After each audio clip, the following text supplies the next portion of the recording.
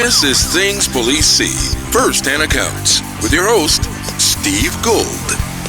Welcome to the podcast that interviews active and retired police officers about their most intense, bizarre, and sometimes humorous moments on the job. I am Steve Gould, ladies and gentlemen. Thank you for joining us. Thank you for being here. Thank you for coming back. If you're binging the episodes, I truly, truly appreciate that. Thank you for all the 5-star ratings and reviewings. I had a recent question about Spotify. I noticed a shift in the podcast audience where Apple used to be like the lion's share of everybody's podcast downloads. And that's starting to shift a little bit. It's more like a 50-50. So there is a lot of you out there using Spotify, which is great. And I will happily take 5-star reviews there also. We're so close on Apple. Spotify actually needs a lot of love. So if you are on Spotify, I would really appreciate that. But Apple is almost to 1,000, almost to 1K where I want to be. I want to say, I always say like I deserve it. This is the best podcast ever. We should do that. And I've gotten some comments recently that I should be more humble and that I shouldn't be so braggadocious. But I'm joking. I'm being facetious when I say that. I think the podcast is good, but I'm being a little bit over the top when I do that for my detractors out there. Just so you know, I'm not a truly arrogant person. So thank you for the rating and reviewing. I appreciate that. Thank you to the Patreon. Has been going strong. It's kind of plateaued. So if you really love the show and you're waiting for a time to subscribe and support it financially, that would be fantastic. The link is in the show notes. If you could go there and do that, that really helps me pay the bills for this for the expenses the show has and keep it going. And honestly, I have to do the show and keep producing it. I do have to not take overtime shifts and takes time away from my family and so it's truly appreciated when you guys donate financially. But that being said, that you don't have to do that. The show's going to remain free. Just with the Patreon, you get some extra perks, direct access to me. You get the podcast drops early on there, the video version. So I will mail you a vinyl sticker with the TPS logo, which I think is pretty cool. So all those things are available and options for you. So thank you for the current supporters. And of course, if you do the sergeant level, you will be shouted out on the show at the end of the show. Pretty much every episode. If it gets too many, I might have to split it up, but you'll get your shout out on a regular basis, put it that way. So today we have a great and interesting guest. He is, like so many of my guests, multifaceted. He owns his own private organization, but also he's a 16-year veteran. He's a sergeant. He's a SWAT team leader. He works in the Pacific Northwest in Washington State. He even helped develop the SWAT curriculum for the Washington State Criminal Justice Training Commission. And most importantly, he's happily married with 2 daughters. So fellow coppers, it is possible to get that done. Without further ado, let me bring on the great Matt Porter. Matt, thanks for coming on, brother. Hey, thanks, Steve. Thanks for the intro, brother. I appreciate that. I always like to end on a high note with my wife there. She's the one that keeps me going out here. Absolutely. How do you do it? How do you stay married as a cop? I remember I am happily married as well, but it's like one of the first things the salty dogs in your department like to do, be like, oh, you're on your first marriage. They kind of, insinuating that there's going to be multiple and you won't be happy. Well, first of all, don't believe that hype. We were talking about it last night with my brother over some beers and a nice view. And, humans are complicated. Relationships are complicated. But when you sprinkle in a little communication in there and some selflessness and focus on your partner, you can make it last. Absolutely, yeah. Excuse the noise. That's the water pump for. I'm in the basement, my fancy basement studio, and someone's using our well, so that's why that's happening. There it goes. Well, I'm in my fancy camping tent, so we're making a pair today. Right. Hey, I got to ask you. I want everybody to know Matt's dedication to training. Right now, he's got a little hole in his smile. He's missing one of his front teeth. Can you tell everybody how that happened? Yeah. Well, I was working in our shoot house. The SWAT team that I'm the team leader for, has a shoot house, and we use it for simunitions primarily. The walls are designed to stop the sim rounds from leaving the shoot house, which is a good idea. Right. We're running a pup school for our 5 new guys, and I was actually up on a ladder offline from where they're trading rounds with a role player So I'm about 20, 25 feet in the air and offline from where they're shooting. And I got quite the surprise, got hit in the face with a sim round. We later discovered the round bounced off a steel, like a folding chair that was in the house, and hit me in the face. So, there's a couple of lessons there. One is wear all of your PPE when you're All in the the shoot time. house, Sure. all the time. And metal furniture has no place in a shoot house. So this is what happens when you've been doing this for 15 years and haven't had a serious training accident. You get a little complacent. Yeah. And so it's a hard lesson to learn, and I'm glad I had to learn it and not one of my guys. But it's, I look goofy. I got another month of looking goofy before they put it in there. Did it come right out, or did it just damage it? No, it broke. It broke the tooth, cut my lip, and when I went to the dentist the next morning, and he's drilling whatever he was going to put a cap on it or something. I don't remember what they call it right before they put the cap on it. But as he's drilling in there, he goes, it's grinding away. And then he goes, oh. I was like, what? My mouth is full of cotton. I can't really talk. What? He's like, and he slides back from the chair, and his assistant slides back from the chair. I'm like, this isn't good. What happened? And what happened is he chipped. Well, the tooth was broken all the way to the root, and they hadn't seen that on the X-ray. So it ended up that they had to take the whole tooth out. Oh man, that sucks. Yeah. And how do they even get a grip on it when it's broken down that low? That's so much pressure. There was an unbelievable amount of pressure. Like the guy was one step from putting his knee on my chest to pull on my face. The upside is I've had a lot of really great ideas about what to put in there. Right, so all the narcs want me to keep it out so that I can work UC with them. Get a nice grill. All the SWAT guys think it should be flat black. All the kids think it should be gold. I think it was either my wife or my daughter thinks it should be crystal, but it's my nephew who has the best idea. He wants me to put a chainsaw in there. Now we're talking. How old is your nephew? He's 8. Okay. 7, He's 25. That's awesome, man. Yeah, maybe a tooth with like a little bullseye on it. Remember Last Action Hero Schwarzenegger? He had the glass eye with the bullseye. Yeah, hell yeah. That could be pretty sweet. Well, dude, that's nuts. Those sim rounds do hurt too, and taking one in the mouth like that is, what are the chances, man? They were running a million. We tried to reproduce the shot. I had one of the best shooters on my team try and reproduce the shot, and we came close. Actually, we sent a few rounds out of the shoot house off the chair. But the chances of my face being right there, right where that tiny little round was transiting the top of the shoot house, pretty 1 in a million. Yeah, lucky you. Yeah, lucky me. You got a good story out of it, though. Dude, I don't like the. Nobody likes a dentist, so it's not like I'm saying anything groundbreaking there. I'm not a big fan, but because I have orange hair, he always the few times I'll usually if the cavity's shallow, I'll let him drill it with nothing at first, just to see if they can. Because I only really have one, actually. I'm 43 and only have one cavity, which is pretty good. Wow. But it just won't go away. Like every time I go, he's like, I need to do something to that. And I had a Navy doctor in California when I lived there, and he was awesome, super affordable, dude. He would do stuff and be like $110, and you're like, oh my gosh. The other guy down the road was like, $800. But anyways, he would shoot me up with the Novocaine when it was getting worse, and because I have orange hair, it takes more Novocaine to numb me. It's something to do with people with orange hair have a certain gene, and they discovered that it's harder to knock us out with anesthesiology. That's harder, and it's also harder to numb us from feeling pain.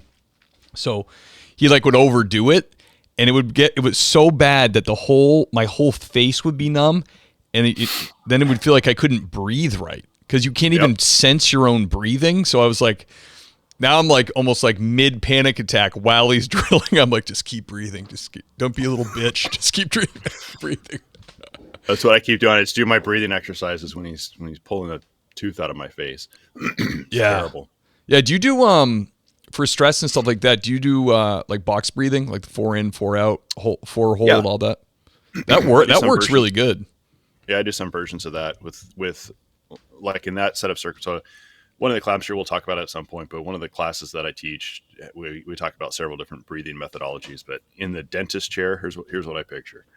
I've got a giant paintbrush, and I'm painting numbers on the wall in front of me. Okay. So each breath is a number, like 1, 2, 3, 4, and I just slow my breathing way down. Interesting. And it's pretty incredible. I can get to where I'm taking 1 or maybe 2, 3 breaths a minute or less, and just it's awesome. Yeah. Yeah, it is amazing physiologically what you can do to yourself with something as simple as breathing. People don't even think about it. Oh, well, I was teaching a class about that, and I was telling one of the students, I go, "Hey, man, we're gonna talk about breathing real quick," and he raises his hand. He's like, "Hey, man, you can't just talk about breathing. You got to show us how to do it." And I was like, "Dude, that is fantastic advice from an instructor standpoint, because we always say, hey, dude, just breathe. This will get you through it. It'll help with the stress. Just breathe." And that wasn't enough instruction. And that's kind of the basis for a lot of the instruction that I've done since then, is just take really simple things, deconstruct them, practice them, and then put them in context. And so we spend 20 minutes in class practicing, the people say traditionally the box breath, but what am I supposed to do with my diaphragm? What am I supposed to do with what am I supposed to picture in my head? What's the outcome of this when I apply it in training? So it's taking that to that next level. It's super fun stuff. I geek out. I'm a big cop nerd, so I geek out on that stuff. Yeah, I hear you, brother. Are you one of these guys that like jumps in ice cold water every morning? Yep. Cold. What's it called? Cold plunge. Yeah, I watch a lot of. Actually, it's really popular now. I watch a lot of and listen to a lot of people that do it. And one of the farm YouTube channels I watch, it's like a farm family and they like homestead and stuff. And the dad has really bad inflammation and like autoimmune stuff, Lyme's disease. Right. Yep. And he fills up like one of those, feeding troughs, one of those steel ones you get from Tractor Supply. Yeah. And he gets in that and he claims that it supercharges his whole morning. Like he just feels, we've all had that feeling. You jump in the ocean, it's cold, and you get out and you have a certain you just feel good for for a while. You feel really good. It must be just because it pulls all that inflammation out. Is that what's happening? Well, there's a bunch of mechanisms there. It's really firing off your nervous system to wake up, but there's a whole bunch of neurochemical changes that are happening. You're increasing your cortisol levels a little bit, and obviously, well, maybe it's not obvious, but you do need some. Cortisol gets a bad rap as the stress hormone, but it's also the wake me up hormone. Right. Your cortisol levels naturally rise in the morning. Hitting the cold shower does that to some extent. There's also some research that suggests that you get a slow, you get a dopamine hit, and then it tapers very slowly instead of what it traditionally does, which has more of a steep arc to it. So that feeling good, feeling motivated, it's really more of an approach hormone rather than just a feel good hormone. So it makes you want to go do things, and it has a slow taper to it over the course of the day. Interesting. So there's that. I used to feel like that when I used to run. I never felt better in my life than after I ran. Yep. I felt so good. Like you said, like you think you go for a 5-mile run, but afterwards you think you'd be tired, but I was like pumped and I felt like euphoric almost. Well, I think that's part of the mechanism. And one of the things that I like about the cold showers, particularly cold showers in the morning, because it's just a little easier, is that you're doing a hard thing to start the day. Yeah. So like a run, you have that like internal control, internal locus of control. I'm choosing to do this hard thing, which makes other hard things that I might have to do within my capability. Does that make sense? Sure. So yeah, that hard run, you get done with it. Yeah, there's some neurochemical stuff going on, but there's also some cognitive things like, dude, you're tough. You can do hard work. Right. Yeah. Yeah.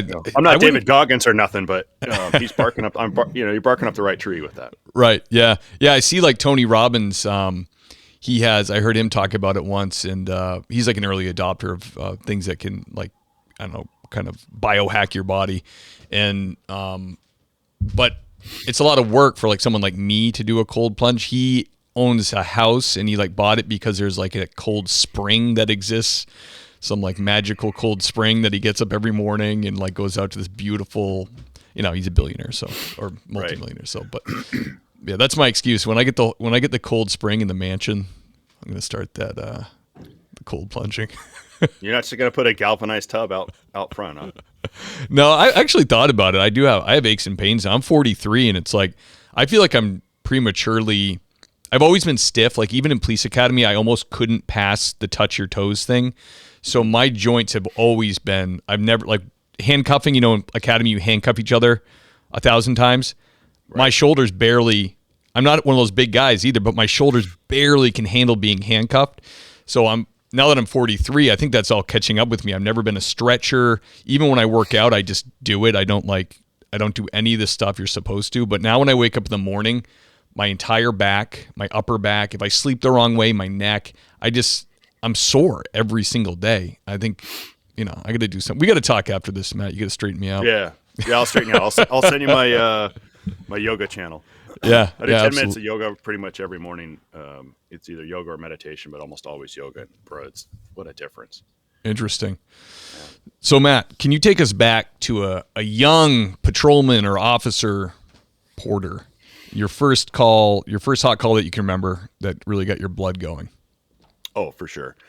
I was still I had a really great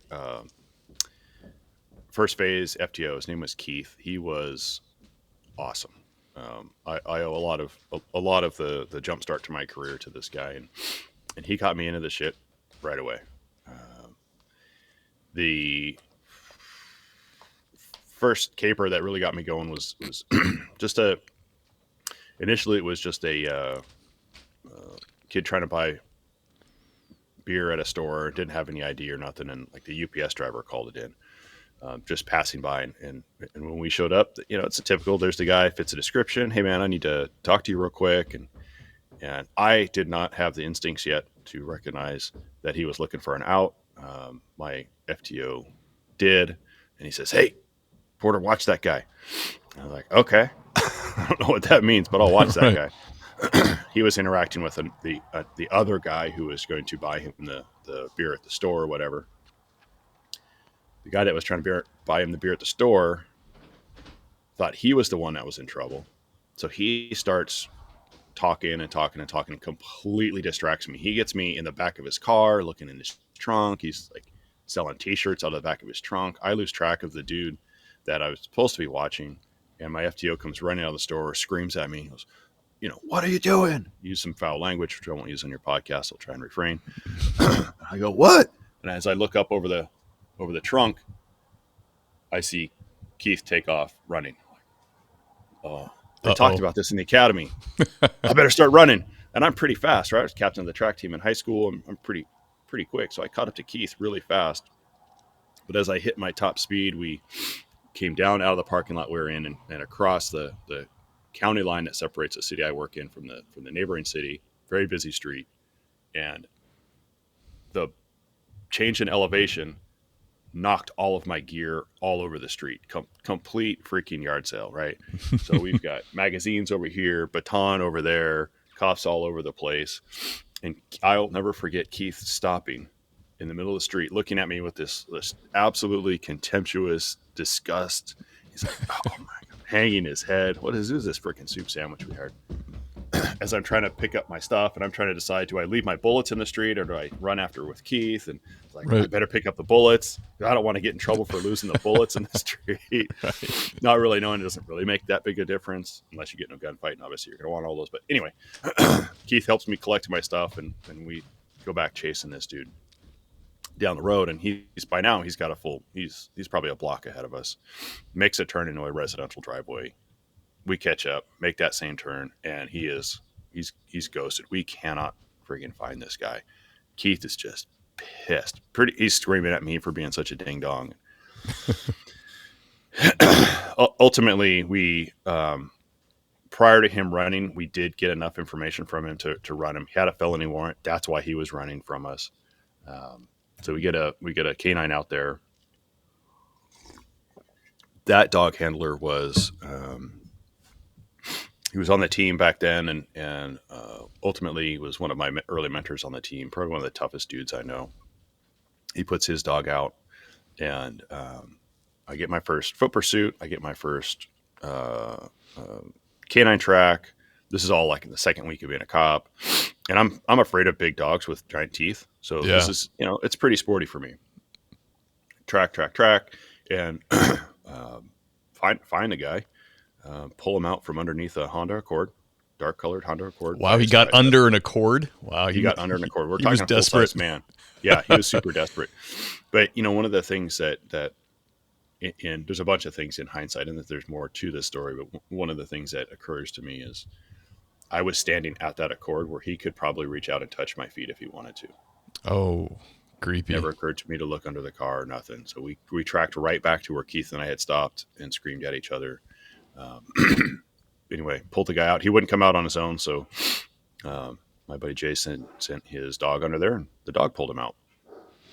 Yeah. Was pretty freaking gnarly. And, and it's, I don't know how many foot pursuits and canine tracks I had over the course of my career. And when you look back on it in 16 years, you're like, what's that? But when 2 weeks earlier you were working in sales and you went to the police academy, which is kind of like day camp, and then all of a sudden you're chasing violent criminal suspects down the street and biting them with dogs and pulling them out from Yeah.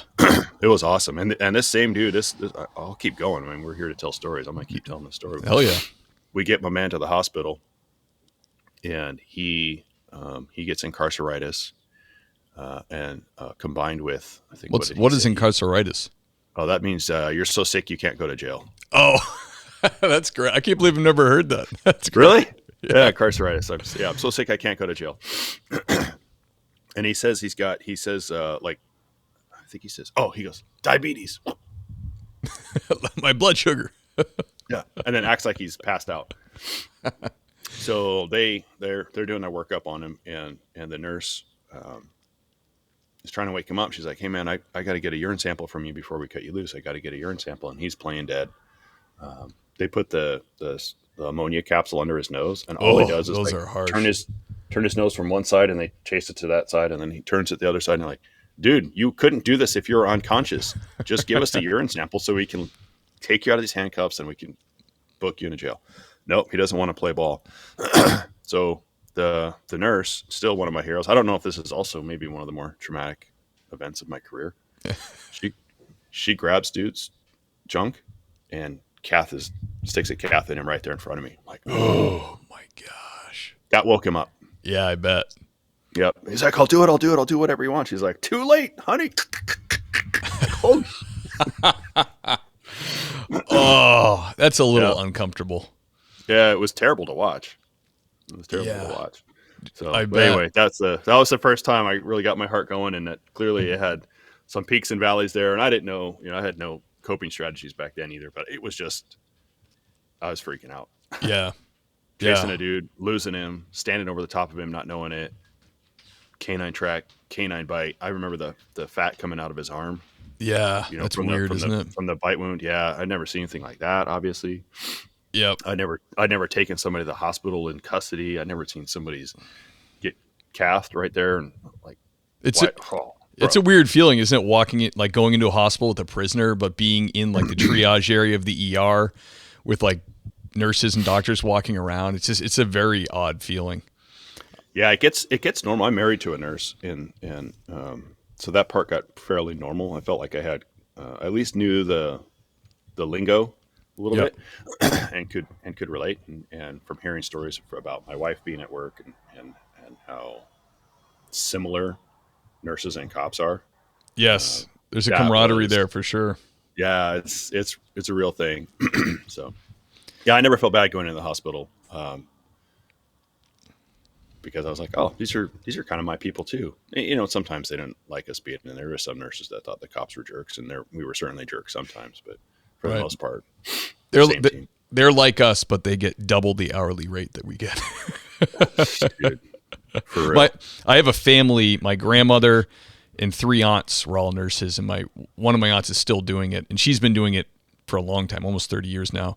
She's getting close to retirement, but she's at the point where I think she can work like 3 days a week and make like well over 100. She's just good, and she's good at her job, but she thinks it's appalling because everybody has access to our salaries. It's all public information, but she thinks it's appalling what they like, even what they start patrol at or what they pay supervisors. To her is like, you guys should be starting at 100, number one. And then from there, sergeants should be, whatever, 150 and up from there.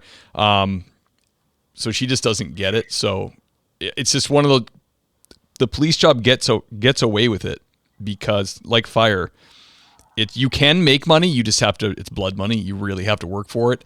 So you can get it done. But it's one of those jobs where these men and women want to do it. Like it's cool to them. It's like a really ancient and needed profession that makes a difference. So it's like they're kind of playing on people's virtuousness to want to do something good, their righteousness. And they're losing that with I think they're losing it a little bit with the generation coming up now because of what's going on with society and everything. It's like I feel like there's not like a lot of that. It feels, and every generation says this about the other generation, but there really is a difference I see with very young officers with like even what they're willing to work. They're just not, they protect their time off a lot more. They don't want to be at the beck and call. They don't want to come in for the follow up or whatever. They want to, I got my 3 days off in a row. Those are mine type of deal. It just seems a little bit different. And it's good and bad. Like in the corporate world, it's happening too, where the younger generation, they're very smart and they're not incapable. They're smart and they're very savvy with stuff and they have a lot of talents. So I'm not trashing them, but they're almost like you hear in corporations, like buddies who work in that world where it's like they'll have an employee like get their work done in 5 hours and be like, "Can I go home?"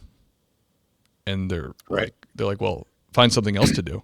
Well, I did all my tasks, so why should I be here? Like that type of thing like comes out in meetings where like all the older managers are like, "Who's this? What's your name? What did you just say? Can I go home?"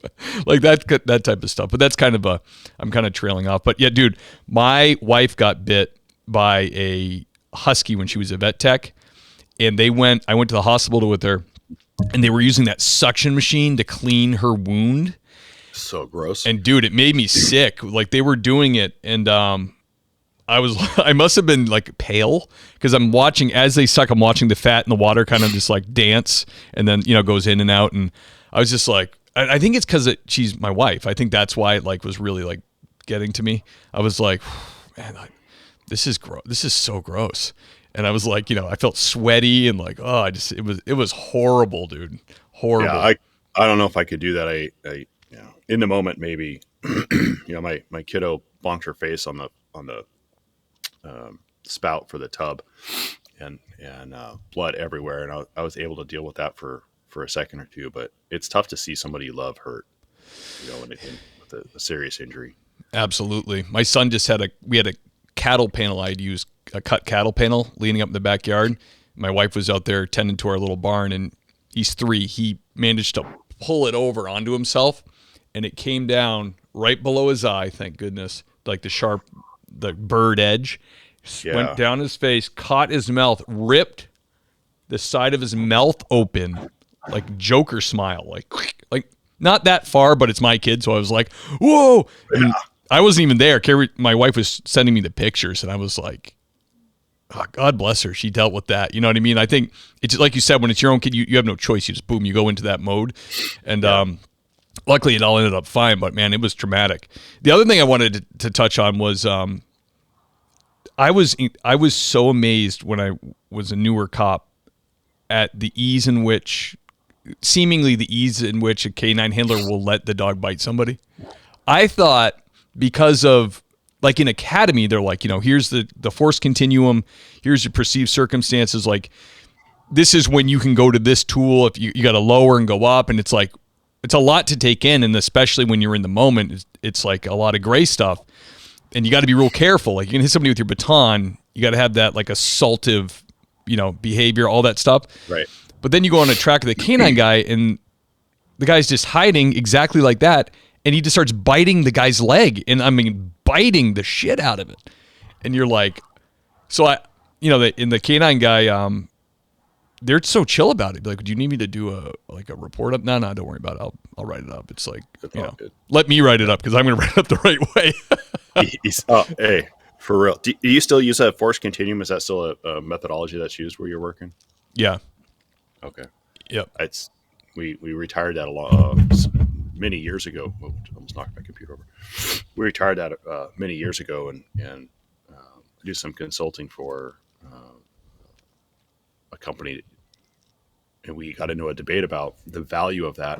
And I think that you just highlighted one of the reasons why I'm not a big fan of the force continuum, because it actually, in my opinion, hinders decision making versus what the canine guys, what I want out of my officers. I want them to go up, assess the situation, go, here's what I need to do, and do that thing, versus, Right. oh, I need to go through this step, and I got to kind of, well, that didn't work. Now I can go up a little bit. Now I can go up a little bit. Oh, it's really not supported by case law either. It's a Really? simple way to explain.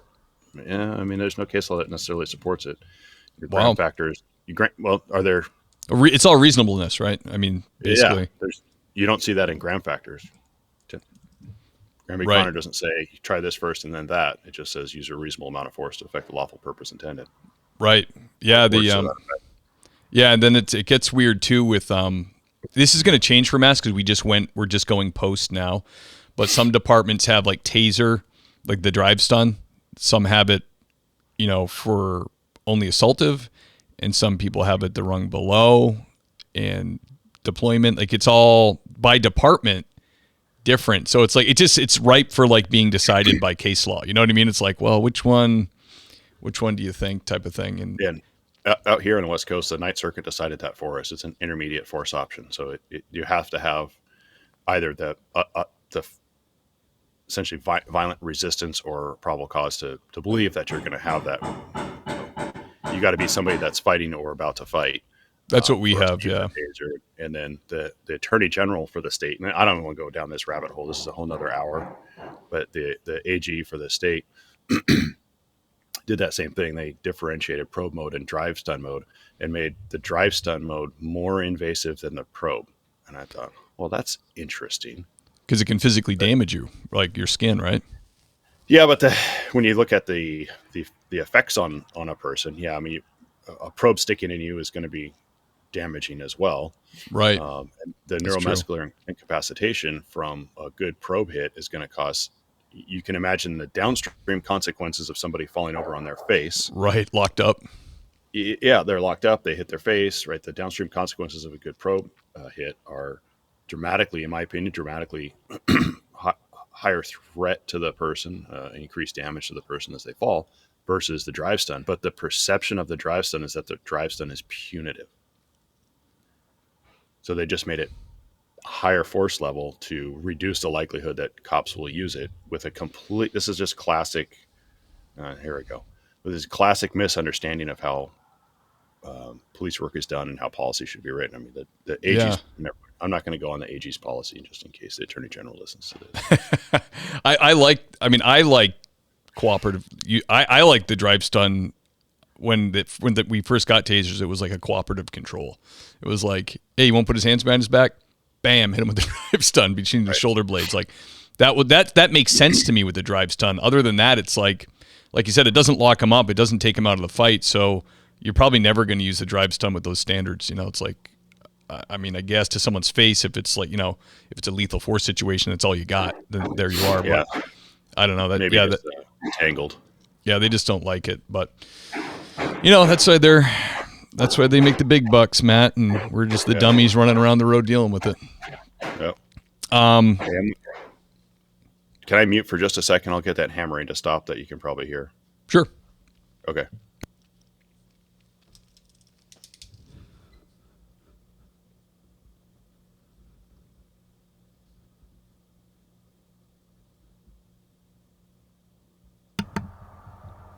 Hopefully that'll do it. All right, gotcha. Is that like contractors working, or is it actually like your son? It's my brother. We're building a home in Eastern Washington, and we have the camper inside the garage right now, and he's helping me do some electrical work here. Oh, very cool. That's awesome. Yeah. All right, Matt. All right. Can you describe the strangest or most bizarre thing you've dealt with on the job? Well, let's see. I have seen I have seen somebody wearing a tinfoil hat. I never thought I would actually see that. My man had a baseball hat lined with tinfoil. That's awesome. To keep the voices out. And I thought that was just a joke, right? I thought that was I thought that was a joke, but Right. he had the tinfoil hat. He had the foil on the windows to keep the voices out. That I thought that was pretty wacky. When I first started, Matt, probably is that right. crazy though? Because it's like they make Faraday clothing now. You see those hats that are like lined? Those are tinfoil hats. I'm not saying it's not crazy. I just haven't heard the same voices as you. Right. Sorry, go on, sir. It's all good. I think it was like year 3 or so. Took someone into custody, doing the search, pulled some dope out of their pocket, and they said, these aren't my pants. And I'm like, Classic. classic, right? But I went back to the station and I was like, oh my God, that's the funniest thing I've ever heard. That's the strangest thing I've ever heard. This is wild. And every cop I told that story to was like, oh yeah, I've heard that before. I've heard that before. I've heard that before. I was like, really? Like, that's the dumbest excuse I've ever heard. The pants, they're literally wearing the pants. It's their pants. Right. And then, man, I tell you what, we had a decision out here in Washington State. It's called the Blake decision a couple of years ago. Somebody successfully used that argument in court. Unreal. And it essentially legalized narcotics in Washington State. These aren't my Wow. pants. Yeah, I forget the exact legal verbiage, but they were able to convince a judge that they didn't knowingly possess the drugs, though they had them in their pants. So, hey, man, that's just weird stuff. And sometimes it's not just weird to see like a tinfoil hat, but it's weird that the criminal justice process has things like that occur in it. Yeah, because that kind of opens the door for a whole lot of stuff that's not mine. It's a total mess. It's a total mess out here as the state tries to correct that decision with rewritten laws, and then it gave the opportunity to cities with different interpretations of what they should and shouldn't be enforcing. There are some cities out here that are like, no, we're just going to keep drugs legal. Yeah. Okay. All right. So Matt, when you approach somebody now, you're gonna do like a pat frisk on or a full search. Are you like, hey man, those are great pants. Where'd you get those? I'm like, oh thanks man, I got my TJ Maxx. And like, got it. Boom. In Gotcha, the report. You own your own pants. Everybody knows it. Oh my God. Actually, I hadn't thought about that. I'm going to add that to the FTO manual. Yeah, exactly. Compliment their pants. Yeah.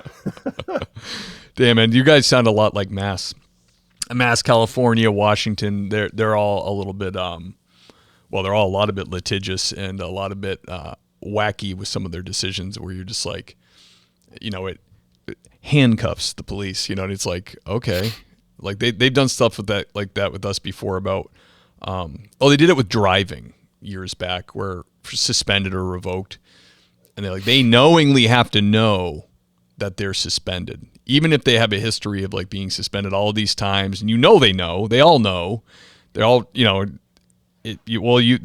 they have to know for you to be able to arrest them.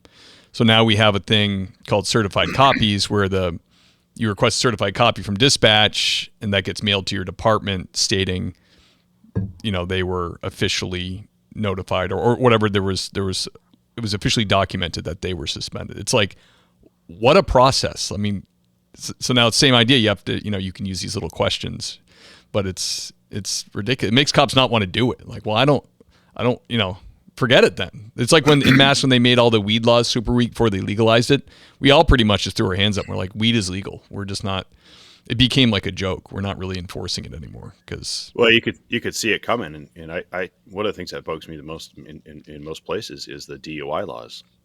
DUIs are terrible. They're terrible. And the process to arrest somebody when I started for a DUI was fairly simple.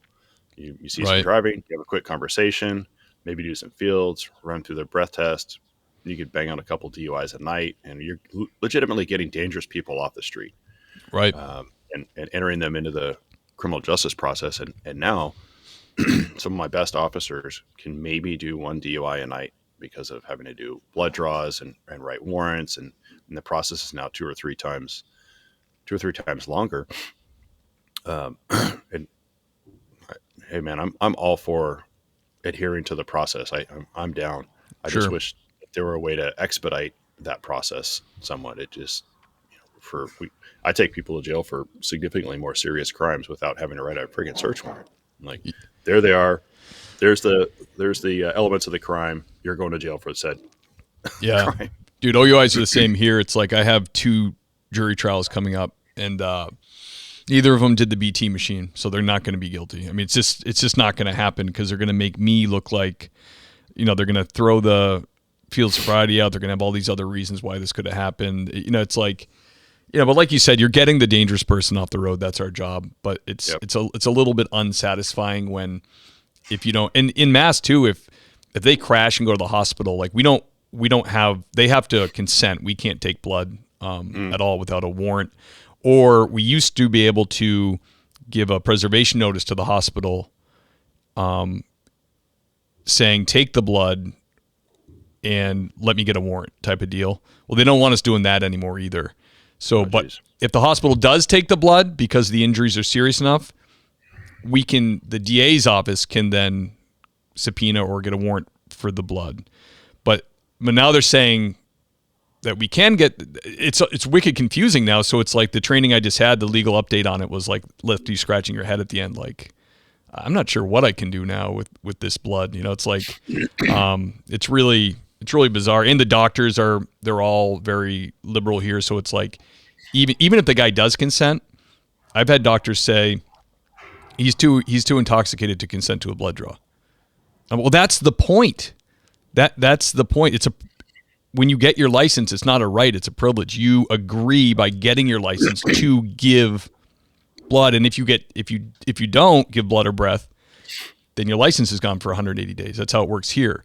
But the doctors, you have to twist their arm and be like, well, you don't really want to be interfering in a police investigation, do you? Like, you have to like use some innuendo, and then they're like, well, then I had one be like, well, you have to talk to the lab then, because we don't know what they don't know what vials to use. I'm like, they know what to use. Don't use the vials with alcohol in them. Use iodine or whatever the hell they used. Not the one. It's like this big game. So it's like you were saying, it just takes the wind out of your sails, and you're like, now I'm arguing with doctors. It's like, whatever.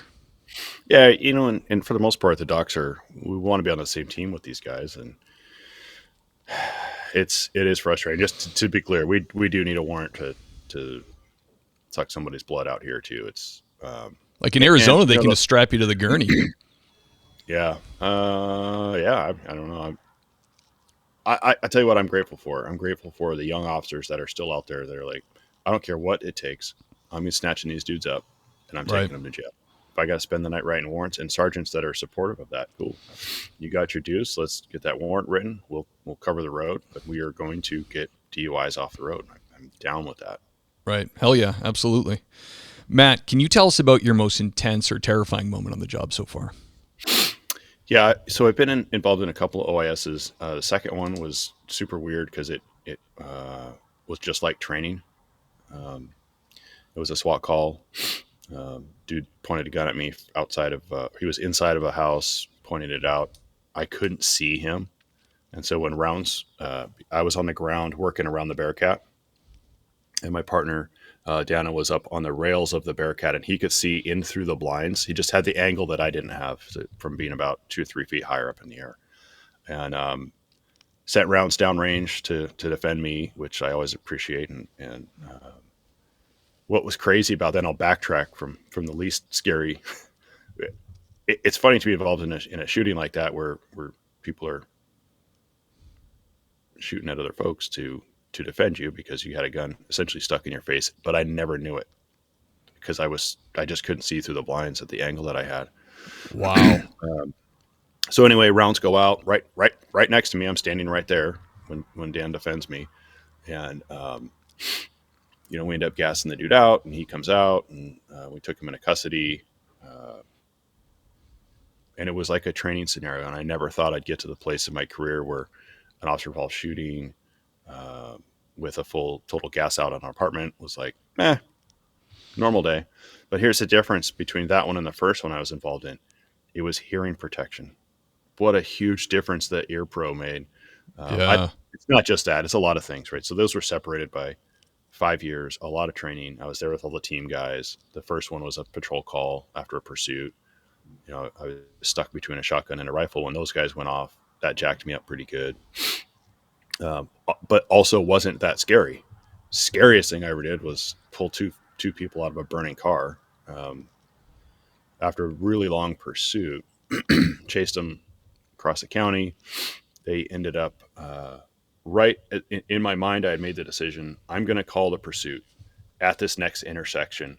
If the guy that's supposed to have the spikes, if somehow they get past the guy that's got the spikes at this next intersection. Well, my man wasn't at that intersection. He was one intersection to the west. Coming into the intersection in his patrol car, he enters the intersection at the same time as the suspect. Cop gets T-boned. Suspect car flies up into the air, and I actually lost track of it as I was chasing it because the undercarriage was what was facing me as the car flew off the road. So he disappeared on me. And I tell you what, bro, the first thought I had was I killed a cop. Because I was the one chasing this guy. I had made the decision after this intersection, I'm done chasing him. And here comes one of my brother officers into the intersection. And I was like, man, that was really heavy. And I tell you, I skidded to a stop, jumped out. The dude in the other car was he was rattled. The cop was rattled, but he gives me the thumbs up. I'm like, oh, thank God. Yeah. And I start looking around. I'm at this giant four-way intersection. It's fairly heavily wooded on all four sides, and I can't find the suspect's car at all. My buddy Joe's there with me. We can't find it. And then just off the street north of us, we see flames. I'm like, that might be it. Yeah. So we go hightailing it over there, grab a fire extinguisher. Of course, the fire extinguisher is not charged, so it doesn't do me any good. The car is rolled onto the passenger side, but it spun in the air, ejected all of the contents of the car except for the people who were belted in. Lands on its passenger side. All the windows are broken out, and I go in the back of the SUV, and I start screaming at the suspect, "Hey man, get out, come on, get out!" And he is fallen out of the driver's seat, and the slack in the seatbelt let him put him on top of the passenger. If you can picture that. Yeah. They're both belted in, but his weight has carried him out of the seat and onto the passenger. He can't get out. She's belted in, so I hand my rescue knife to Joe, who does one of the all-time great hero moves and leans into the car from, I think, the driver's side window and cuts the seatbelt off of both people. Then I crawl in the back of the car and pull the dude out. He's a big, good-sized dude, and it's one of those, like, you get real close to him, you do a horizontal squat because we're on the ground, essentially, pull him on top of me, and keep, like, inchworming our way out of the car. And meantime, the undercarriage is on fire, and I could feel the heat coming through the car. Oh, boy. So I get big man out. I don't remember if I cuffed him or not. I may have, or I may have had Joe do it. Joe cuts the chick out. There was a female in the passenger seat, and I go back into the car. Flames are getting higher. Car's getting hotter. And I remember as I climbed into the car that second time, I was like, shit, I'm going to die. I'll get to do it. So I go in there, grab the chick out, pull her out, do the same inchworm thing. And she's like, I can't move. I'm trying to get her to help me because I'm freaking out now. I look behind me, clear the car with her. She lands on top of me. I'm still looking behind me. I inchworm two more, about 6 feet away from the car. As I look back at the car, and we're talking, I don't know, 10, 15 seconds, fully engulfed. Wow. Dude, super freaking scary. Super scary. I bet. We get them into custody, or, we sort everything out. And so, yeah, I mean, that was the closest I ever came to dying on the job. And here's the really tough part about that. I mean, it's a traumatic incident. For me, it was a fairly traumatic incident. Absolutely. And it was 10 blocks from my house. Oh, wow. And it's on if I leave my house and go south, I have to drive by the crash site. Yeah. So, for quite a long time, I could not stop from looking at the crash site and kind of reliving that experience. I bet. So that was, not just terrifying in the moment, but terrifying kind of long term until I managed to work through all that. That's rough. Close to home, dude. Yeah, that really close to home. I live out of my jurisdiction, so once in a while, me and the family will drive through there. And I was just saying this to my wife last week. As we're driving through, I'm like, oh, I remember something there. Remember a crash there, roll over there. Like you just, as you drive, it kind of ruins your town for you. You know, you start driving through and you're just remembering even like the bad medicals and stuff. You're like, you kind of know everything about that area. But having it right next to your house, you're off, you're in a different mode, and you gotta drive by it every time. That's rough, man. Yeah, it was difficult. I mean, there's a lot of traumatic stuff that happened that was like that, and that happy to talk about. But that was a rough one, and yeah. Luckily, it was not luckily. It was the only like incident like that came into the city that I live in, because I am far enough out of the city. It's just the darn car chase went on for 10 friggin' minutes. Right. That's where we ended up. How's it work in Washington with powers, police powers? Are you guys state police officers? I mean, are you state peace officers status, or do you need to get permission when you go to your jurisdiction, or do you have mutual aid or statewide commission? Yeah, that's what they've kind of tried to push that for me in Mass before, because the states around us have that. In most states, it just makes it easier. But Mass is a state of little fiefdoms, and every single town has a chief.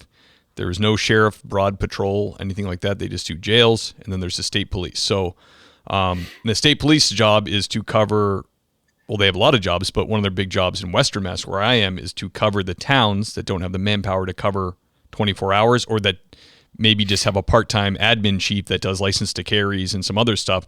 The state's the patrol.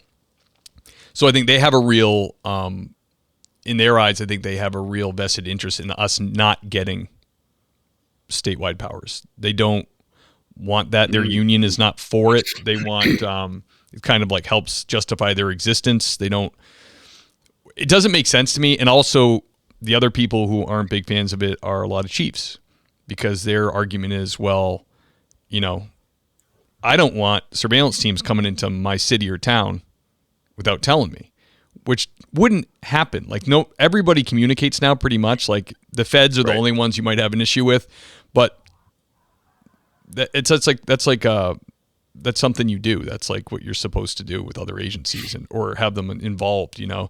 So they have all these like kind of BS reasons not to do it, but it makes it a nightmare for us. Like I work in a county where we have a countywide mutual aid agreement, right? Towns sign on and say, yes, if you're on duty in uniform on a road work detail, whatever, you have authority. Well, the courts don't love it. Honestly, they don't love it, and they barely recognize it. They want to see the way it's written in the law, which is, I cross a city or town line, I'm now, you know, Joe shit the ragman. I'm a civilian chasing a civilian until I call and notify that town and get permission from an officer on duty to transfer authority to me to operate in their town.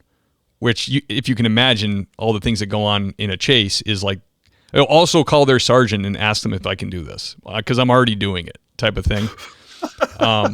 So the courts aren't like, I've seen them go both ways, but they're not. Depends on the judge. Some of them are like, the mutual aid agreement. They kind of let the defense attorney poke holes in it, and then all of a sudden, now you got no authority. So it's like, what does that open you up for? A civil case? Well, you know? Yeah.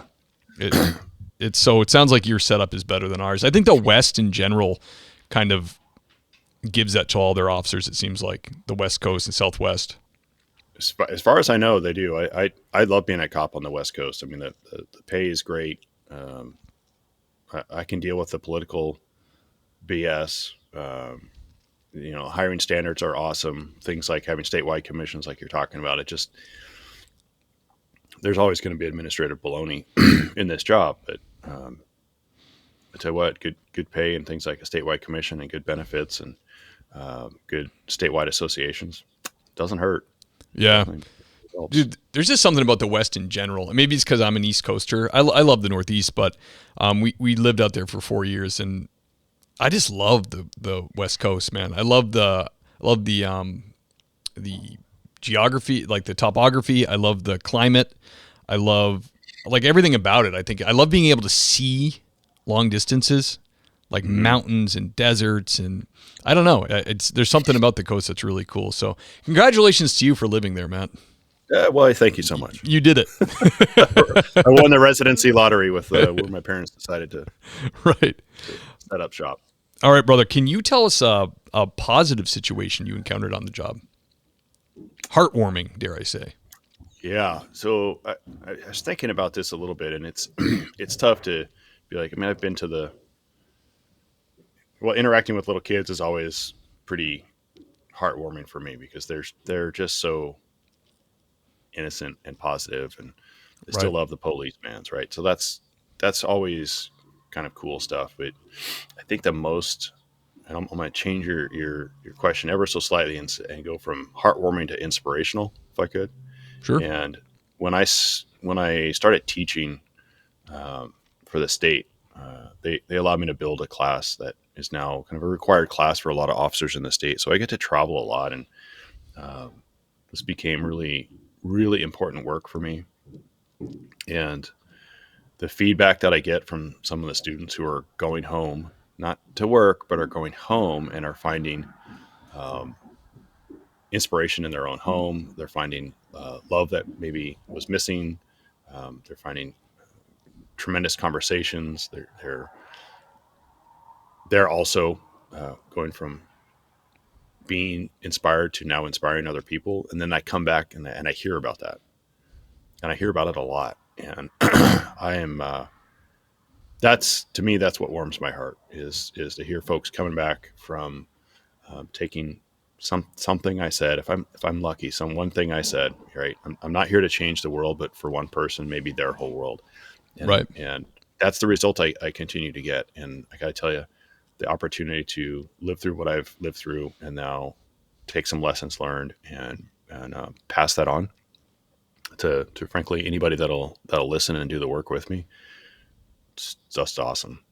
That's to me, that's the best part. And what we're talking about is the cops. And I don't just work with cops. I work with firefighters and emergency medical types, and all of them they're the people taking care of my family when I'm not home. And I want to take care of them in any way that I can. And this is the way that I do it. So anyway, it's heartwarming to get those results and hear about inspired relationships from maybe something I said. So that's pretty cool. It's those interactions that are the most heartwarming for me. Yeah, I love that, man. That's great. And then that's like part of what the podcast does for me. So now I have you on. Thousands of people are going to hear you and your stories and your angle and your approach to police work. And it's awesome, man. Thank you for sharing that. It's cool, right? Yeah, absolutely. You get that sphere of influence is a real thing. And if you start with yourself and then maybe one other person, and oh man, maybe one more, and then you got 1,000 people listening to you and now 40,000 people, and then who knows, right? What's the limit? Yeah, absolutely. It's funny too, like you said, you become like an authority against your own will. It's like I get contacted by a lot of young coppers or a lot of people getting the job, and they think, because the podcast, they hear you guys tell your stories, they hear me talking, and they think I'm some kind of authority, and they have these questions, and I'm like, you want to tell them like I'm not an authority. I work, I've always worked at small agencies. I'm not any kind of super cop or anything like that, but it's really heartwarming and I can answer basic questions. Like it's good, and I love getting those, and I love getting them and being able to be like, you know what? I don't really know, but let me see if Matt minds if you reach out to him. Like that type of thing is being able to, if maybe I'm not the end all be all police work, obviously, but I know a lot of people that I consider to be close to that. So I can get people going in the right direction. That's like one of my favorite parts about the podcast. And it's so heartwarming when you get I'll get like a heartfelt email or like long Facebook message, person just laying it out there, why they want to do it, how long they've wanted to do it, where they've tried, where they've failed, all this stuff. And it's like, man, this person like feels comfortable to reach out to me and share all these things with me. It's really cool. So, yeah, man, I'm with you. That's awesome. Great. That's awesome. So Matt, what popular question, maybe the most popular next to like the most terrifying, intense call question, is the advice to new officers. So like I had said, there's a lot of people going through backgrounds right now or thinking about it, and I'm really proud to say that I've been contacted by people who said they were on the fence, but then heard you guys speaking and became cops, which to me is like creating police officers is like the coolest thing to hear, that people are getting that from you guys. So, what advice would you give to candidates getting into police work? Yeah. So I am, if somebody wants to get a criminal justice degree, like good for you. I think that anything but that is awesome. Most academies, at least I'll speak for the academy in Washington State, they give you a criminal justice degree. That's what they do. They teach you everything that you need to know about case law and procedure and all that. So anything but that, if you can afford the education. Big fan of psychology, sociology. Um, I have a couple of my buddies that are specialists in IT, and they're cops, and boy, are they in a good position. Yeah. Just straight working. I worked in sales for a long time, sales and restaurant work, anything where you're interacting with customers, particularly where your income is tied to your ability to build relationships. So bartending, Interesting. Yeah. sales, it's huge. Those are huge. I tell you, I use my customer service skills, my sales skills more than anything else when I'm working the road. Sure. So from coming into it, do that. Um, the days of hey, sit in the briefing and don't say anything, those days are jokingly. There's still a little joking about that, but I take that seriously. I want my cops asking questions from day one. So don't be afraid. And if the person tells you to shut up, find somebody that'll listen and ask those questions that they need answering. And frankly, if an instructor in any discipline, FTO or otherwise, can't or won't explain the why, they need to turn in their instructor badge and do something else. So there's that. Don't buy anything your agency doesn't issue you. So I don't want to see $2,500 Glocks to use instead of Right. the Terran Glock Tactical. Yeah, please, come on, right? I mean, you get one down the road when you're off probation. No fancy rifles. No, don't go buy plate carriers unless this is like really something that's fundamental to your safety. Right. No Oakleys. Buy your Oakley sunglasses off blades. No, don't do it. Just wait. To your point, I think what you're talking about with these young cops that are approaching you and you're connecting them with your network.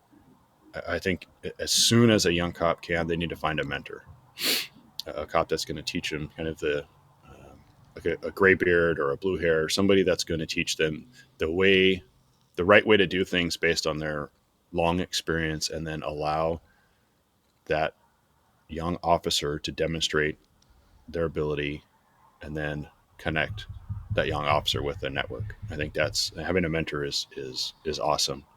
And fundamental stuff, man. Eat well, drink Yeah. water, read everything you can, listen to podcasts, listen to books, whatever the audiobooks or just all of the world's knowledge is in a library, and it's up to you to go get it. By the same token, I started keeping essentially a tactical notebook. I actually have it right here. This is my tactical notebook. I have a new color for every year. Some people would call it a journal. I wish I had started it the very first day of my job and recorded everything that I did, just thoughts and opinions and That's a cool idea. ideas and transitions. I wish I had in the class that I teach. We get notebooks out and dudes are taking, and the men and women that go through the class are taking notes on the whole thing. We got a separate notebook for like personal stuff or gratitude practice and so on. And I can't encourage a young cop enough to start writing down everything from building a baseline of processing the emotions of the day, but also just to have the great stories recorded. And you're going to see some awesome stuff. Yeah. Yeah, it's so true then, too. We have people on here and they contact me later and like, I thought of 30 other things, but right. For sure. That For always sure. happens. And then I want the young cops to take care of themselves, take that self-care seriously. Um, that's a real thing. You're going to send the baseline for when the hard stuff really happens. I had a young cop come up to me at a class last year, and he's like, "Hey, all this emotional intelligence stuff you talk about is good and stress management, but I'm not stressed out and I have no worries." I'm like, "Tell me about yourself." No kids, no spouse, lives to work, loves graveyard. And I remember being there, and it's like, "Listen, brother, you're an outstanding cop, and do all of these things for the day that life punches you square in the face. And if you're lucky enough and it doesn't, you're going to be a leader someday, and the people working for you are going to get punched square in the freaking face. And you're going to need to have an answer when they ask you, 'Hey, boss, what should I do?'" Right. And you can't, to have some level of integrity about it, you're going to have done all of those things. So if you're not going to do it for yourself, do it for the troops you're going to lead one day. Yeah, absolutely. What, Matt, if someone's not doing anything, can you, I don't want to have you rank it, but like the first and simplest thing someone could do, a cop on the job who's starting to face some stress or some trauma, or it's kind of resurfacing, what's the number one thing to just, they could start doing like today? Dang. Okay. Well, some of the stuff is simple, but it's not easy. Okay. I am a big believer in hydration and sleep, and even for the graveyard folks. And I'm also kind of a disciple of Andrew Huberman. So the easy, but easy thing to do is drink water every morning. Wake up, or every afternoon when you get up, wake up and power down 16 ounces of water, and do that for the first 2 or 3 hours that you're awake. Your body needs that hydration. Your brain needs that hydration. That's it's pretty simple. The hard part is being disciplined about it. Dude, my wife all the time is like, "I have a headache." I'm like, "Have you had water today?" And she's like, "I'll have a glass of water." Everybody forgets to drink water.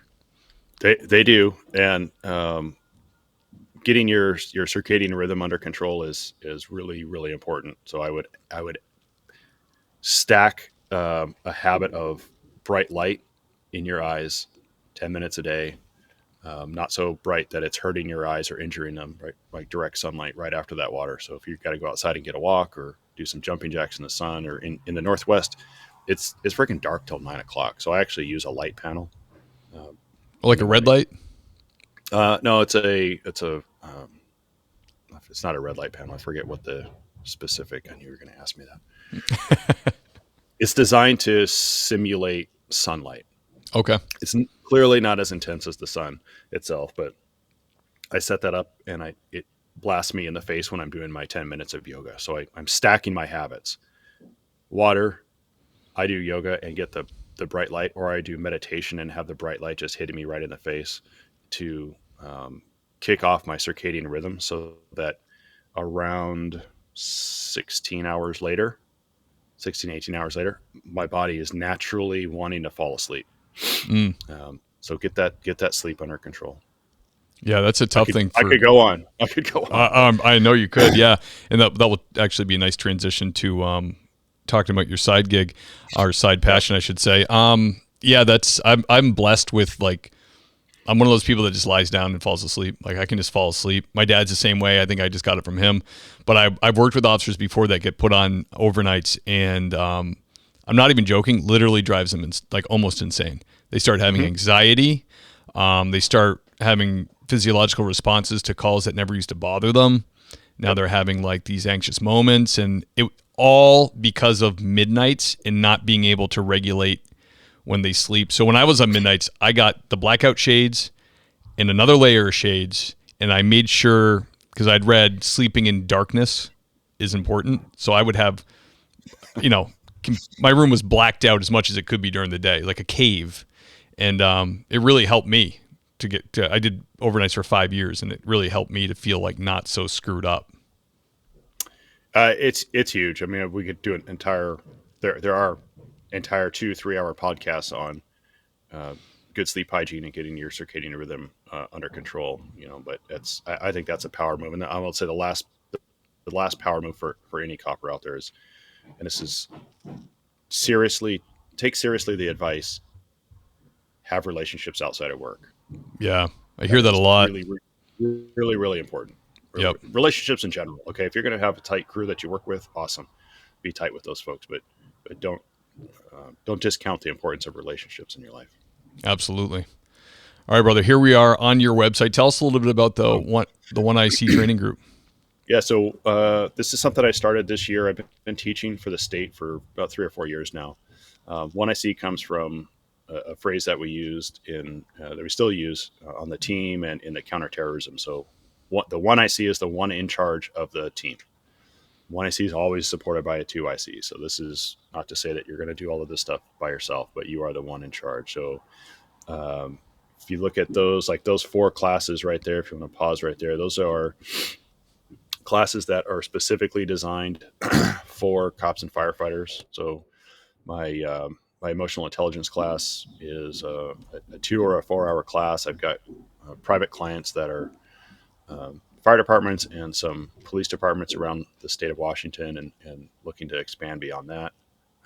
I also teach that class, a 2 and 4 hour version for every incumbent officer in the state. So I do a train the trainer, teach the cops how to go on and teach that. The wellness is just what we talked about. It's about a 4 hour class discussing sleep cycles and various other things, mindset stuff for increased wellness. First Level Supervision is actually a class that I originally was teaching for the state, and then took some or created some of my own material, and I'll have an agency come to me and say, hey, we need a 1 day or a 2 day kind of primer, or just like to get the new sergeants type of thing. Up. Yeah, new sergeants. Actually, I had a fire department come to me about a month ago and asked me to come speak at their Captain's Academy. They want me to open the Captain's Academy with a 4 hour block on Very cool. emotional intelligence leadership. Yeah, it's super cool. Patrol Tactics is a course that I teach for the state of Washington, but I have the ability to teach that outside of the state through my business. The coppers in the state get that class from me, or the training group anyway. It's not my class. It's the state's class that I help build. Okay. So there's all of those. Many of them are available to civilians. And then the civilian courses, so I teach the same wellness class applies to civilians. The de-escalation here's kind of the riff on the de-escalation. It's the emotional intelligence class. And frequently I'll get people that will want to say, hey, you're a cop, you're an expert in de-escalation. And I'm like, yeah, so what does de-escalation mean to you? And they're like, well, it's kind of squishy to define. Yeah, no kidding. It's squishy to define for me, and I'm an instructor. Right. But what does escalation look like? And it's very easy. People are like, oh, I definitely know when I'm escalating or someone else is. Sure. So the course is really designed to develop in the moment stress management techniques that allow you to connect with other folks. And then those last couple, I'm an alert civilian response to active shooter events instructor, and just did a class yesterday on that and casualty care. And then feedback scale, bro, hands down my second most popular class. Really? It's integrated into the EI class. The EI class is my anchor class. That's what I built all the rest of the stuff on. But I do a 1 hour class where it's like a crucial conversations type of class. It's designed to deconstruct how we talk to each other in organizations or in relationships, and put some framework around just giving and receiving feedback. I never thought it would be, but it's a super popular class. And I do short versions of it at SWAT Basic and on the emotional intelligence class when I do the instructor class, but it's also a standalone, and freaking people love it. It's a really, really popular class. That's awesome. Dude, these classes look awesome. I wish you were closer to me. Hey, I'll come see you. Yeah, I bet you would if you could get a nice class together. Hell yeah. I would. That'd be great. This seems like a really good setup for. I mean, are you going to retire early because of this? I mean, this seems like a pretty good. Yeah, I mean, it's a replacement it's a for concept. income. You know what I mean? Yeah, currently I'm really not doing a whole lot of marketing right now because I'm busy enough, just word of mouth. I think once I retire, I would love to focus on doing the training until people are done listening to me. And the second they're done listening, I'll stop. But right. In the meantime, it's been super, super rewarding, and I'm busy enough that I have a couple of teaching partners that are working with me that I can't teach all the classes. But yeah, I think when Chris was on, Chris Littrell, he explained our retirement system, and when we hit 20 years, we get the cost of living kicker. I'm close enough to that to leave that on the table now would be kind of silly. Yeah, absolutely. So you made it this far. Yeah, I made it this far, and I still love the job. I still love what I'm doing, and it lends a level of credibility when I go out and teach that I'm out there teaching this stuff and practicing it and trying to do my best. Yeah, that's the other thing too. You're still on the job. You're still, I'm sure, learning yourself and still collecting experiences that you can apply to the classroom, which has kind of been valuable. And you know as well as I do, that's exactly who cops want to learn from. They're like, anytime there's a class or a seminar and it's like not a cop teaching, cops are a little bit like, yeah, they might like check out a little bit, or they might like lend the credibility to the person. I'm not saying that's the right thing to do, but being a cop or being active and teaching the classes is it's a total package. You know, it's a good thing. Well, yeah. I mean, the fancy guys call it a differentiating value proposition. That's the difference. Yeah. So I can come into a private sector business or a cop business, and I have a degree in psychology, and I've been studying it for 20 years, and I'm a SWAT team leader, and I can stand up in front of a room and be somewhat entertaining. You just don't see that mix of things very often. So that's why I got into business. That's great, man. Awesome. And that's oneictraininggroup.com. I will link it in the show notes, of course. Matt, appreciate it. Porter, thank you so much for coming on, man. It was an honor to have you. Really fun interview. I'm going to do the outro now. Can you hang out for just a couple minutes? Absolutely, brother. Thank you. Awesome. Thank you. The great Matt Porter, everybody. Man, really fun interview. Really great stories.